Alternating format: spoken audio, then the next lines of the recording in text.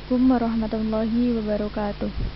Perkenalkan, nama saya Amiranita Eka Imtihana, NIM 20080866056.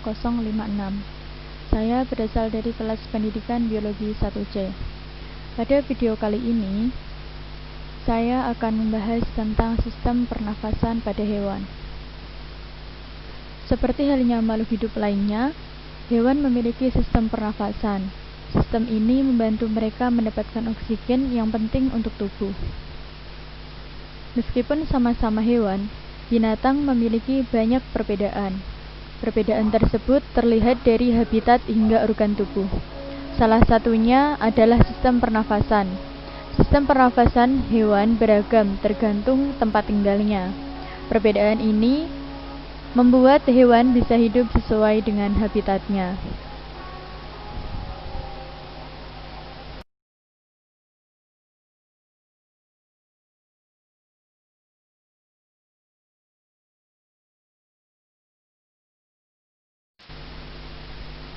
Sistem pernafasan pada hewan yang pertama yaitu ada sistem pernafasan pada hewan tingkat rendah. Jadi pada umumnya sistem pernafasan ini terjadi pada hewan tingkat tinggi. Namun pada hewan tingkat rendah pun terjadi pernafasan. Untuk sistem pernafasan pada hewan tingkat rendah yaitu semisal pada Porifera, Coelenterata, Platelmintes dan Nematelmintes, Annelida, Arthropoda, Mollusca, dan Echinodermata. Sedangkan untuk sistem pernafasan pada hewan tingkat tinggi ada Pisces, kemudian ada Aves, selanjutnya ada amfibi, reptil, dan mamalia. Baik, yang pertama yaitu sistem pernafasan pada Porifera.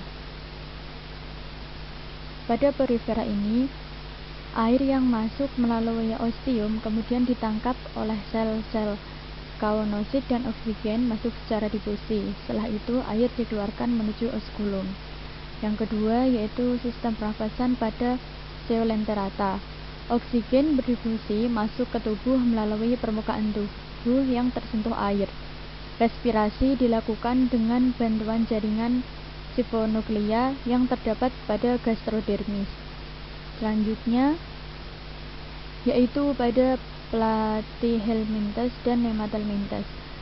Pada filum ini melakukan respirasi integumenter, yaitu oksigen berdifusi masuk ke tubuh dan karbon dioksida berdifusi keluar tubuh melalui kulit yang tipis.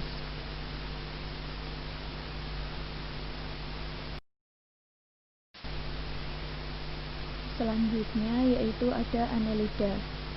Annelida pada beberapa spesies dalam Annelida ini mereka bernapas menggunakan kulit dan insang sebagai alat pernapasan. Insang merupakan sepasang parapodia yang biasanya terletak di antara segmen-segmen atau seta-seta. Selanjutnya yaitu arthropoda atau insekta. Serangga menggunakan trakea yang berhubungan dengan stigma atau spirakel yang terletak pada ruas-ruas abdomen. Oksigen kemudian masuk ke percabangan trakea, yaitu tracheolus, kemudian berdifusi ke seluruh bagian tubuh. Contoh insekta ini yaitu ada pada pernafasan belalang. Pernafasan pada belalang, pernafasan ini dilakukan menggunakan trakea yang seperti tabung berisi udara. Tabung itu terbentuk di permukaan toraks dan abdomen melalui pasangan katup spirakel. Sistem pernafasan pada belalang sama saja dengan sistem pernafasan pada serangga lain, seperti nyamuk, lalat, dan kupu-kupu. Belalang berukuran lebih besar mungkin perlu lebih sering membuka ventilasi. Untuk membuka beberapa spirakel, belalang menggunakan otot abdominal untuk mengembangkan tubuhnya dan memompa air ke dalam sistem pernafasannya. Oksigen dari luar masuk lewat spirakel kemudian menuju pembuluh-pembuluh trakea. Pembuluh trakea akan bercabang hingga menjadi cabang halus yang disebut tracheolus. Kemudian Tracheolus adalah tempat terjadinya pertukaran gas dengan sel-sel tubuh.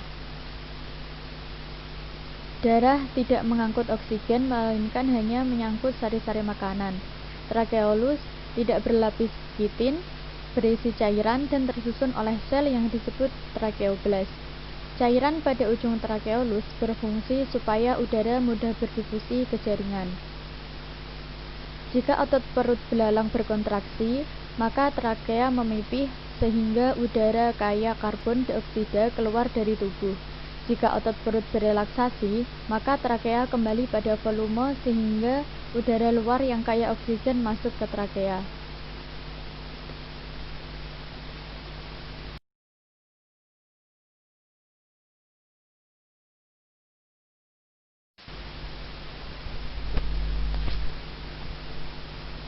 Selanjutnya yaitu moluska. Moluska ini berada di air. Moluska ini hidup ada di air dan dia bernapas dengan insang, dan yang di darat dengan paru-paru. Juga dengan menggunakan mantel, alat pernapasan tersebut terhubung dengan jantung. Selanjutnya yang terakhir pada pernapasan hewan tingkat rendah yaitu ada Echinodermata. Echinodermata ini bernafas menggunakan insang, dermal, branchial, pohon pernafasan, tentakel pada papola, dan pinula. Yang kedua yaitu sistem pernafasan pada hewan tingkat tinggi. Pada sistem pernafasan hewan tingkat tinggi umumnya dibedakan menjadi 3. Yang pertama yaitu insang. Insang ini dimiliki oleh hewan yang hidup di air. Selanjutnya yaitu ada paru-paru yang dimiliki oleh hewan yang hidup di darat, dan kemudian ada kulit yang dimiliki oleh beberapa hewan baik di darat maupun di air.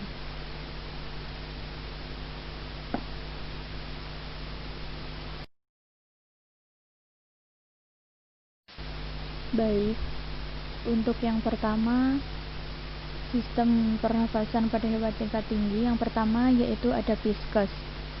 Pada pisces ini bernafas menggunakan insang yang tersusun atas operculum atau tutup insang.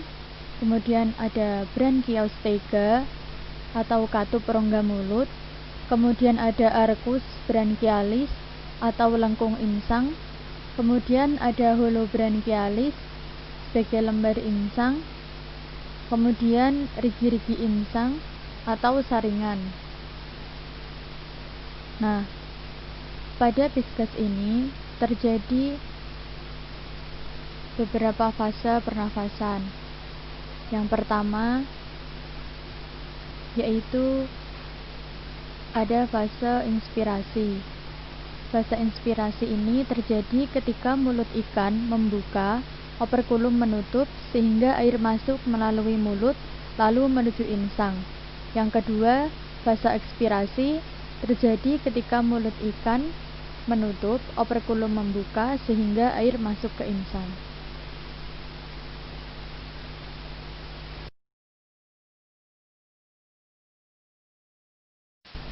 Selanjutnya yaitu pada amfibi.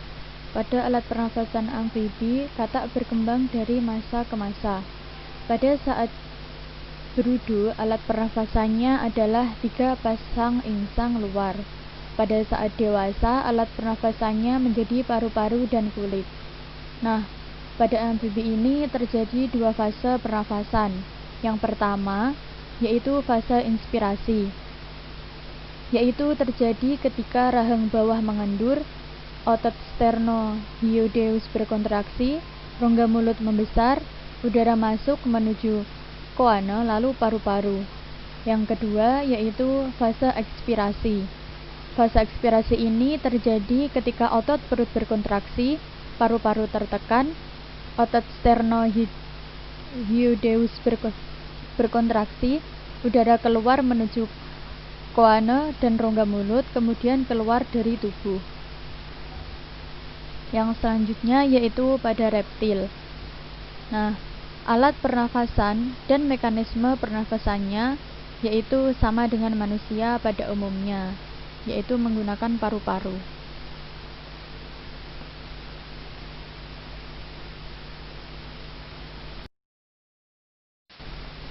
Sistem pernafasan pada hewan tingkat tinggi yang selanjutnya yaitu terjadi pada aves. Nah, pada aves ini alat pernafasan burung terdiri dari beberapa organ. Yang pertama yaitu lubang hidung atau nares, kemudian ada trakea yang dilengkapi dengan siring atau kantung suara, selanjutnya bronkus, paru-paru, kemudian pundi-pundi udara atau sakus pneumatikus yang berfungsi untuk menyimpan udara ketika terbang. Selanjutnya ada parabronki, pengganti alveolus berupa pembuluh-pembuluh udara. Nah, mekanisme pernafasan pada burung ini terjadi pada saat di tanah dan pada saat terbang. Mekanisme pernafasan saat di tanah ada dua. Yang pertama yaitu fase inspirasi. Fase inspirasi ini terjadi ketika rongga dada membesar, paru-paru mengembang, udara masuk ke paru-paru, dan pundi udara belakang. Selanjutnya fase ekspirasi. Ekspirasi ini terjadi ketika rongga dada mengecil, paru-paru mengempis, dan udara keluar dari paru-paru. Kemudian, mekanisme pernafasan saat terbang. Yang pertama yaitu fase inspirasi. Nah, pada saat terbang ini terjadi ketika sayap diangkat, pundi udara lengan mengembang, udara masuk ke pundi udara perut, lalu ke paru-paru. Selanjutnya, fase ekspirasi saat terbang yaitu terjadi ketika sayap diturunkan, pundi udara lengan mengempis, pundi udara perut mengembang, lalu udara keluar.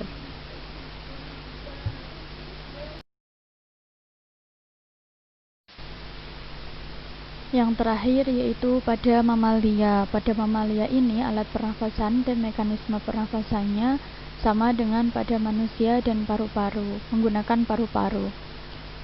Cukup sekian video dari saya. Mohon maaf karena masih banyak kekurangan.